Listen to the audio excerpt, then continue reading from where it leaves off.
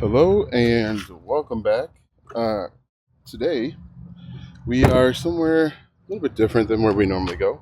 Today we are at Carthage College. Now I've got to admit, I did something kind of embarrassing uh, trying to get here. I've been to Carthage because I've lived in the area my whole life. I've been to Carthage probably, I don't know, 50, 60 times. But today I actually drove down a one-way street, which was kind of crazy. People are looking at me like, what the heck is this guy doing? Uh, yeah, drove down a one-way street. People, obviously, there's college kids on campus, and so they're looking at me like, man, what is this old guy doing? But what we're going to talk about, first I want to give you a niche idea, but mainly what I want to talk about is side hustles. Side hustles are all the rage, and I'm going to give you a list of side hustles to try, some side hustles to stay away from, and how to get started, how to find your side hustle. But part of the reason why we're at Carthage is to talk about a niche idea. And one of the best niche ideas out there is creating content for first-time college students. Give you a quick story about my first college experience. I was the first one in my family to go to college. And hopefully this makes sense, but as the first one to go to college, you just don't know what to expect. In my house, we had dial-up. This is how old I am, right? I graduated high school in, I think, '02. But when I just want to show you this real quick. When I first, so if you look at this, can you see that? Hopefully you're able to see that. But when I graduated high school, and in school, we had dial-up. So dial-up internet, where it made the beeps and the boops, and it was like 56K. It would take 3 hours to download an MP3 file. That's a music file for people that don't know. It would take forever. Now we've got high-speed internet, and we can get music, videos, movies, video games in seconds. So at home we had dial-up, but at college, I went to Marion College or Marion University. They had high-speed internet, and with dial-up, you connected a phone jack to a modem. And when I got to school, I tried to connect a phone jack to an Ethernet port. And for some reason, I couldn't figure out why. Every time I slipped in the phone jack, it would just fall right out and I couldn't get internet. It wasn't until my RA told me that I was using the wrong phone jack that I realized that I was completely out of my element. But the bigger point is every single year, there's going to be first-time college students. And those college students don't know what they need. Also, every single year, places like Target and Amazon and Walmart, they come up with new products specifically targeting college students. Another example is the beds. The beds in dorm rooms are like a weird twin size, but they're a little bit smaller than twin. And so there's a certain type of mattress and mattress pad that you can buy for dorm rooms. And so you can help people solve that problem. That's the niche. If you go over to target.com, hopefully you can hear me. There's a little bit of something going on in the background, but if you go over to target.com, they have a section specifically for college. Now, if you want to extend it, you can extend it to back to school. My wife has already started buying school supplies and having school supplies delivered to our home. And so school supplies, back to school, college they're evergreen here in the United States. There's always going to be people going to school, going to college, and so that's an opportunity. Anyway, let's go ahead and talk about side hustles. And I've talked about side hustles a lot in the past, so I've tried a bunch, right? I have tried doing survey sites. I have tried watching ads. Those are all F tier. Those are stay away, do not enter, do not cross. Because you're getting paid literally pennies for watching ads. And it's funny, I was at my daughter's gymnastics. I was sitting there, and the person next to me, she was watching ads, and it looked like she was getting paid in coins, and then she was like crocheting as well. And people will say, well, it's a great thing to do if you aren't doing something, if you're preoccupied with something else. But I was sitting there thinking, the amount of time that she's spending simply just doing this, she could be writing an email, or she could be writing or updating a blog post, or putting together an outline for a YouTube video, or an outline for a TikTok or short format. The biggest issue with doing survey sites or getting paid for, and I'll throw micro tasks in here as well, is that you're getting paid such low amounts that you're going to have to invest a ton of time in order to make it even worth your while. You are going to be wasting time helping other people get rich, because it's essentially what it is it's kind of like arbitrage, where you're doing something and you're getting paid pennies to help this website, because this website has contracted with another third party and they're making a bunch of money while they're giving you a very small slice of the pie. So if you've ever considered survey sites, if you ever considered like getting paid, and even I'm going to throw games in there as well. If you've seen those videos like Cash Solitaire or Get Paid for Solitaire, those are one of the biggest ripoffs out there. And I've got a video dedicated to talking about how much I made for doing Solitaire Clash or Cash for 1 hour. Again, it's active income, and I think that's a huge problem. You're only making money if you're actively doing it. It is going to require some of your time and attention, which is a problem. And you're getting paid such low amounts. Now, when I did the Solitaire Cash or Clash, I'm going to call it Solitaire Cash. When I did that, one of the biggest problems is they wanted you to, what was that beat for? They wanted you to put money in with the chances of making money back or making money from it. And I don't like the pay-to-play theory, the pay-to-play situation. You're going to put in your hard-earned money, and what I realized is you put in the money. So let's say you're playing a game where the prize is $100. The person that wins that $100 doesn't. The person that wins doesn't get the whole $100. Usually, you're going to get, I don't know. Let's say you'll get 40%, and then the second place winner will get maybe 20%, and the third place winner will get 10%. But then the creators of the game, they make money from it as well. So they're making money when you deposit money in, and then they make money when you play the game. So to me, in my opinion, it's a huge waste of time. It is not worth it. There are so many other things that you can do and that you should be doing with your time, because time is our most valuable asset. It's the one thing that we cannot get back. You can try and buy your time by hiring people to help you do things, but this moment is gone. When you're watching this video and not implementing what you're learning, it's gone. Anything else you can buy your way out of, but not time. I'll never be a 22-year-old kid that doesn't know anything about anything ever again, right? Anyway, stay away from survey sites, stay away from playing games to get paid, stay away from micro tasks. I'm going to say stay away from as well. There are tons of these websites out there. There's Pico workers that target mainly people in the Philippines. Amazon Mechanical Turk was a big one. Microtask, I think, is a website. And essentially with those is people will hire you to do a task, whether, and this is where it kind of gets kind of shady. You can get hired to watch a YouTube video, to like, comment, share, and subscribe to a YouTube video. You can get hired to watch ads and do all sorts of stuff. You're going to literally get paid pennies. And then it's kind of the same process. It's an arbitrage where people are piggybacking off of your time and your attention to make money, because they get paid. They get paid by the third party. And I don't know if they charge you to withdraw, but they kind of make money coming and going. And you've got to constantly be on these sites looking for the next big opportunity. So unfortunately, I'm going to tell you to stay away. And the other thing too, I don't know if Amazon Mechanical Turk is still as discussed as it was in the past, especially with AI and how AI has been able to develop and become better and better and better.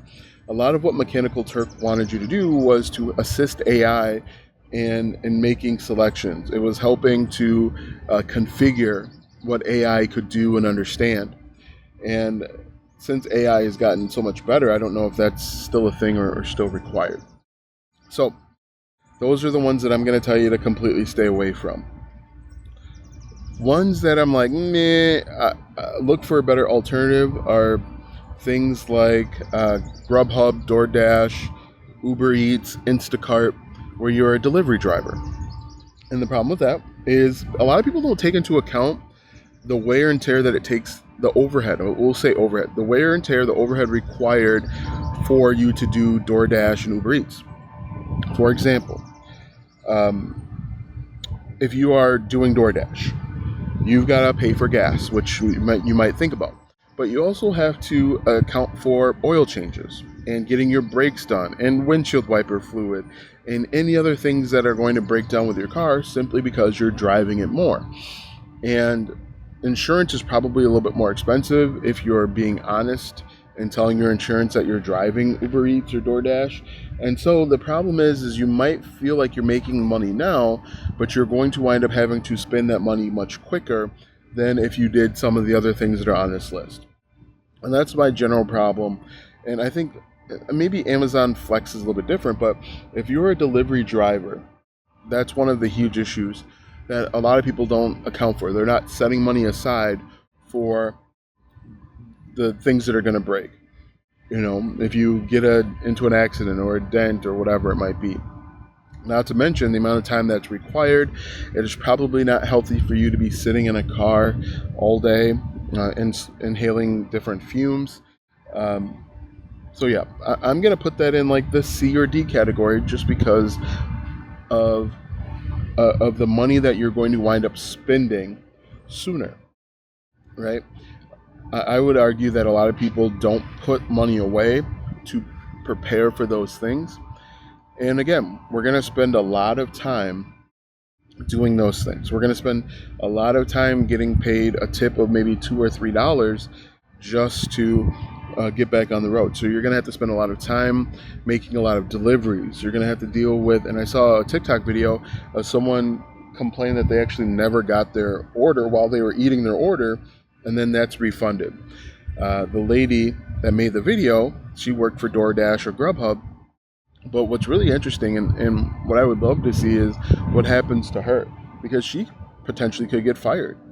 If the lady that she told on, that she went back and made that video on, if she was vindictive and said, well, since I'm out of a job, I want you to be out of a job too, she could turn around and go back and file a complaint with the delivery service and say that she was recorded without consent, and she could make a big deal about it. And these companies don't care about their drivers. They feel like you're replaceable, and so they could just replace that person. That's a really interesting thing that I would like to see a follow-up on, but probably won't happen. Anyway, I would stay away from delivery services just for those overhead and the time that's required. Things that I would be okay with, as long as it's done the right way, is you can still blog in 2025. People think, because we got AI, blogging isn't profitable, or you won't get traffic to your blog. One of the things you have to do is you have to find a way to make your blog more valuable. Make your blog something that can't just be stolen and downloaded from or used by AI. One of the big issues with having a blog or a website is, I had another niche idea too. I wonder what the other niche I forgot. Oh, I know what the niche idea is. And here in the Midwest, we are going through a heat wave, and I'll get into the blogging thing in just a second. We're going through a heat wave. And what's really interesting, and I didn't know this before, is that we're going through a heat wave because corn is sweating. Here we've got a lot of corn. In fact, I have a cornfield probably a half a mile from my house. Apparently, corn sweats, and it makes the atmosphere hotter. There's moisture or some all weird stuff. I don't know. I'm not an expert. But what if you became an expert and you start explaining these types of situations and why these things happen? About 10 years ago, 15 years ago, we had a polar vortex. I'd never heard of that term before. What if you created content explaining these concepts to people that have no understanding or no knowledge? People are going to wake up and say, it's hot outside. But if they understand why it's hot, why corn makes places hot, and does this happen to other plants? Do strawberries make the atmosphere hotter as well? If you could explain that, I think that would be kind of cool.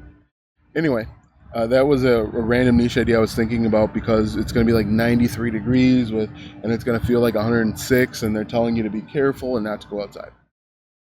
Anyway, one of the issues with blogging, back on track. One of the issues with blogging is that AI can now take pieces of your blog post and post them on the front page of Google. And so that kind of makes it challenging. And one of the other issues with AI is that essentially it is scraping the content that's already out there. And so what you've got to do is you've got to figure out a way to make your blog post unscrapable or harder to scrape. No, I don't have a perfect answer on how to do that, but people will ask me, is blogging still profitable? And I would say yes. I still get traffic to my blogs to this day. It's not as fruitful and plentiful as it used to be, but it still gets traffic and it still makes me money. I would say the A tier and the B tier, A plus, B plus, is creating video content. I think that the B tier is Faceless. And the reason why I'm not 100% sold on Faceless is it's harder to make money. And I've said this in a lot of videos. With Faceless content, people are looking for a reason to leave. Whereas with you're showing your face on camera, people want to connect with you. If you're still watching this video 16 minutes in, it's because I'm talking directly to you. I am connecting with you. I'm using my knowledge, skills, and experience to build a relationship with you. I'm telling you stories of my past. I've told you how I drove the wrong way down a one-way street here at Carthage College. I'm showing up on camera in a different location than just being in my office. It offers a layer of authenticity and transparency that can't necessarily be replicated with AI and with faceless content. With faceless content, it's a little bit sterile and it's a little bit general, and there's a little bit of a hesitation. And when you're creating content and you're showing your face, and I think, in my opinion, long form content is better than short form content still, because it's better and easier to build a trust and relationship. You can show your communication skills. You can show your critical thinking, your line of thinking skills through long form content. With short form, you got to make more short form videos to equal one long form thought, right? For example, I'll upload 10 TikTok videos today to equal one 20-minute YouTube video where I am displaying essentially the same level of knowledge. People have to consume more of you in order to know, like, and trust you. So A tier, A plus tier, long form content, and you can upload 10-minute videos, 60-minute videos on TikTok now. I think they understand building trust and credibility is in the long form. And think about this from a personal level. When you first meet somebody and you do brief introductions, you have kind of like this hesitation, you have this fence up, you're kind of guarded because you don't know what this person's about. However, the more you talk to somebody, the more you start to understand their beliefs and their thought process, and you start to trust them or distrust them. And it's the same with video content. The longer you sit around and you watch somebody, the more you start to trust them. And with YouTube, with video content where you can upload a 60-minute video, you can build that trust, you can build that communication, that you can build that relationship.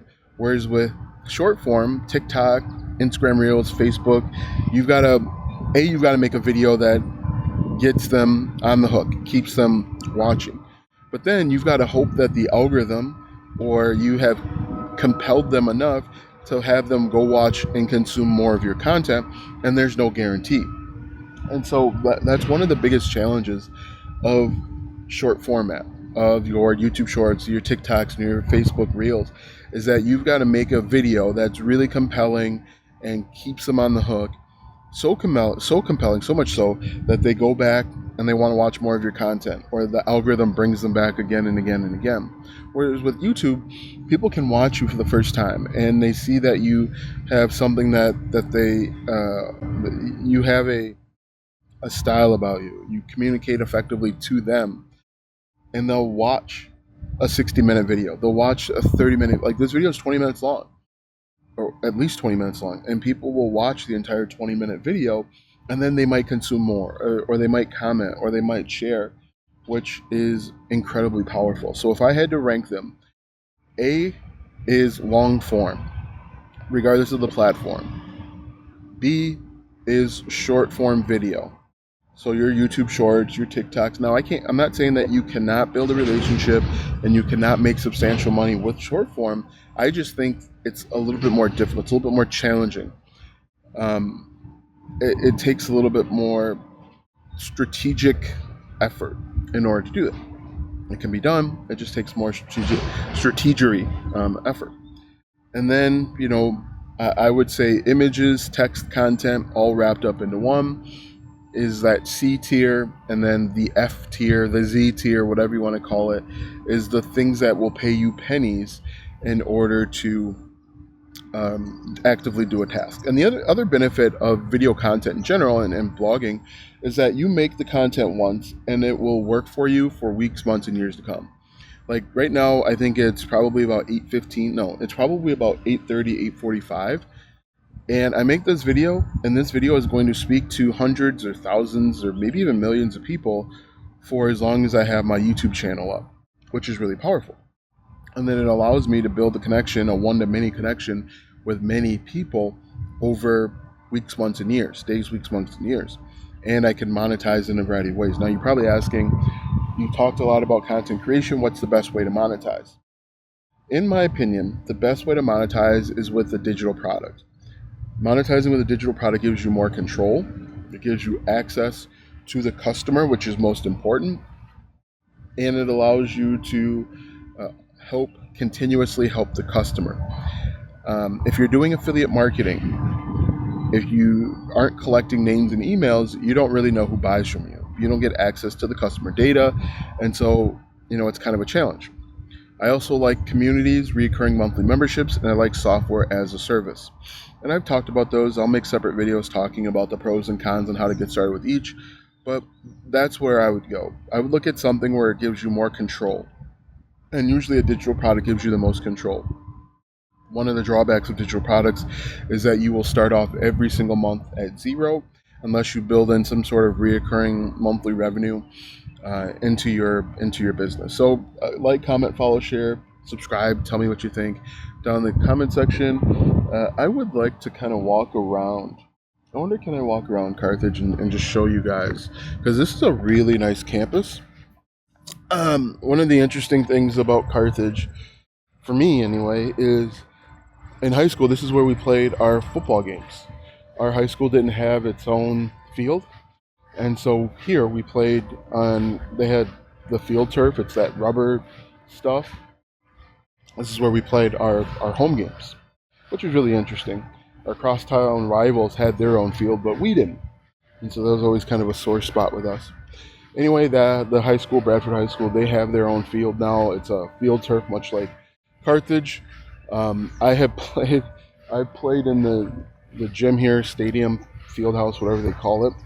I played here a bunch of times for a variety of reasons. And so I have pretty good knowledge and experience when it comes. So I think I'm going to turn this around, see if you guys can. I don't know how much walking I'm going to do, but this is what Carthage looks like, which is really cool, really interesting. And let's see, we're in end of July, so school will be starting up soon. Up there they have their classrooms. Over this way more, I don't know if you can see my finger, over this way more behind the stadium, they have their dorms, and that's where I drove wrong. That's where I drove wrong way. Anyway, what's really cool, they have a pretty good baseball program, I think. Pretty good baseball, pretty good football program. It is Division III, but an opportunity to play any sport at the next level is an opportunity that most people aren't afforded. So if you can play Division III, Division II, NAIA in college, it's an opportunity that you should not pass up. Anyway, you guys have a great day, and we will talk soon.